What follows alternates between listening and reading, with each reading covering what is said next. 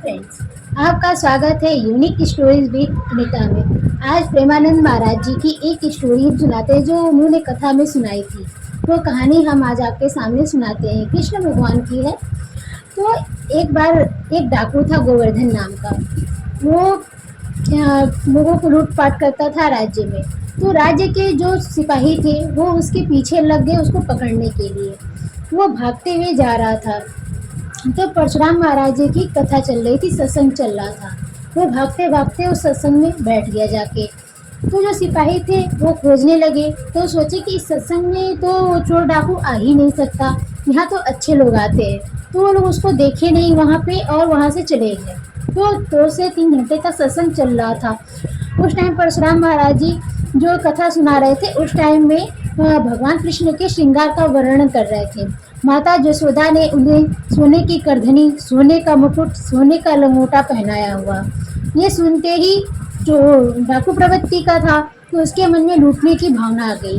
तो वो तुरंत चाकू ले जाके परशुराम महाराज जी के गर्दन पे लगा दिया और बोला, ये बताओ तुम जिसका वर्णन कर रहे हो मिलेगा कहाँ, वो बालक है कहाँ पे।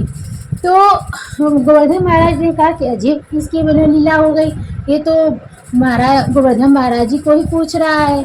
तो उन्होंने कहा कि तुम कौन है। तो उसने कहा कि मैं गोवर्धन डाकू हूँ। तुम लोग बड़े बड़े लोग मुझसे डरते हैं, मुझे इस बालक को लूटना है। अब ये बताओ कि ये बालक मिलेगा कहाँ पे। तो उन्होंने बताया कि ये मथुरा वृंदावन में मिलेंगे। तो उसने पूछा अच्छा पिता का नाम बताओ। तो उन्होंने बताया कि पिता का नाम नंद बाबा है। तो उसने पूछा बालक का नाम। तो उन्होंने बताया कन्हैया।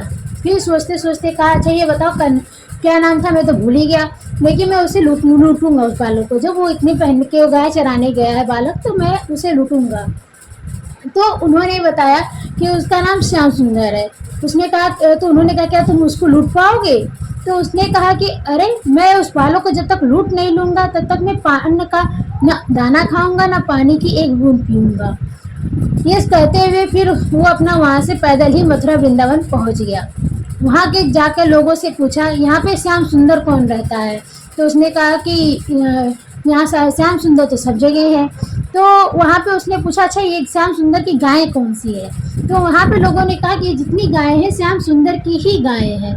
तो बड़ा आश्चर्य पड़ गया। कहा कि नंद बाबा के जो पुत्र है श्याम सुंदर, मैं उसकी बात कर रहा हूँ, वो बालक कहाँ मिलेगा।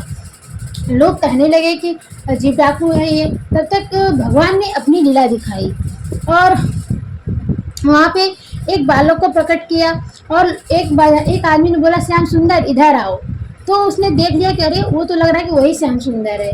तो वो उस बालक के पास पहुंचा तो देखा जैसा उसने कथा में वर्णन सुना था बच्चे के बारे में, सेम टू सेम बिल्कुल वैसे ही वो बालक उससे नजर आया। तो उसने कहा मैं तुम्हें लूटूंगा। तो उन्होंने कहा कि अच्छा मुझे तुम लूट लोगे। तो कह रहा कि और क्या तुम जानते नहीं कि मैं कौन हूँ, मैं गोवर्धन डाकू हूँ, बहुत बड़ा डाकू हूँ। तो उसने कहा मैं तो खुद गोवर्धन धारी हूँ।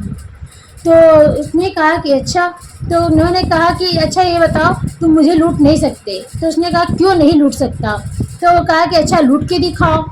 तो वो जो डाकू था तो वो कहा कि अच्छा ये बालक तो बड़ा अजीब किस्म का है। तो गोवर्धन डाकू को परशुराम महाराज जी ने माखन और मिश्री दिया था कि वो ले जाना उनको खिला देना। तो उसने कहा चलो इसको बच्चा है पहला फुसला लेते हैं, माखन मिश्री खिला देते हैं, फिर उसके बाद इनको लूटते हैं। तो उसने कहा कि देखो बालक मैं तब तक तुमको लूट नहीं लूँगा, तब तक मैं अन्न जल ग्रहण नहीं करूँगा, ये मैंने कसम खाई है। तो उन्होंने कहा कि अच्छा। तब उन्होंने तो जो डाकू था गोवर्धन डाकू, उसने श्री कृष्ण जी को माखन और मिश्री दिया, कहा कि ये लो खा लो। तो कहा तुम मुझे लालच दे रहे हो। उन्होंने कहा कि तुम मुझे लालच दे रहे हो। उन्होंने कहा नहीं लो खा लो। तो कृष्ण भगवान ने माखन और मिश्री खाई और थोड़ा सा माखन मिश्री डाकू को भी खिला दिया। जो उसने माखन मिश्री खाया भगवान के हाथ से, उनको विराट रूप उन्हें डाकू को नजर आ गया और उन्होंने उसको साक्षात अपने दर्शन दे दिए। तो दोस्तों इस तरह से उस डाकू का मन चेंज हो गया और वो सद्बुद्धि में आ गया और उसने लूटने का प्लान खत्म कर दिया और भगवान के साक्षात उसने दर्शन पा गए। तो दोस्तों उसकी जो भावना थी वो अंदर से सच्ची थी कि मैं जब तक उनको लूट नहीं लूँगा, वो उसमें कोई निश्चल नहीं था, उसमें कोई पाप नहीं मिला था। वो सोचा था जो काम कर रहा था पूरे मन से सच्चे भाव से कर रहा था। तो वो सोचा था कि मैं जब तक लूट नहीं लूँगा तब तक अन्न जल ग्रहण नहीं करूँगा, न उसने किया। तो भगवान लोगों की भक्ति देखते हैं, लोगों की आस्था देखते हैं, वो लोगों की श्रद्धा देखते हैं कि कितने मन विश्वास से कोई इंसान कोई काम को कर रहा है। तो ये प्रेमानंद महाराज जी हमें बतलाते हैं, अगर हम किसी काम को पूरे एक विश्वास के साथ एकदम सही से करें तो वो काम हमारे सफल जरूर होते हैं। अगर आपको ये कहानी अच्छी लगी हो तो चैनल को लाइक एंड सब्सक्राइब करें। धन्यवाद।